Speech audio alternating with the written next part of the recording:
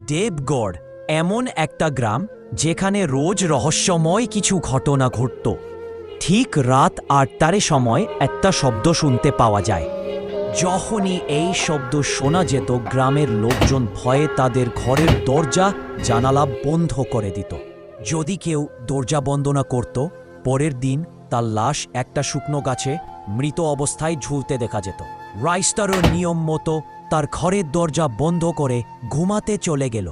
এদিকে আজ্জু ভাই সবসময় কিছু না কিছু ভুলে যেত, আজও দরজা বন্ধ করতে ভুলে গেল। ঠিক ওই সময় একটা অশুভ আত্মা ঘরের মধ্যে প্রবেশ করে আর আজ্জু ভাইয়ের কাছে গিয়ে মন্ত্র পড়তে থাকে, আর সঙ্গে সঙ্গে আজ্জু ভাই অদৃশ্য হয়ে যায়। সকালে ওর লাশ গাছে ঝুলতে দেখা যায়। সেই রাতে ফের ওই শব্দ শুনতে পাওয়া যায়। রাইস্তার ভয়ে তার ঘরে চলে যায়। তারপর মাঝরাতে রাইস্তার তার জানালা দিয়ে বাইরের দিকে দেখতেই অবাক হয়ে যায়। একটা ভয়ানক পুতুল হাওয়াতে উঠছে আর লোকেদের তুলে তুলে আছাড় মারছে আর মেরে ফেলছে।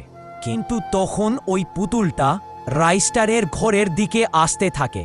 রাইস্টার সঙ্গে সঙ্গে জানালা বন্ধ করে দেয়।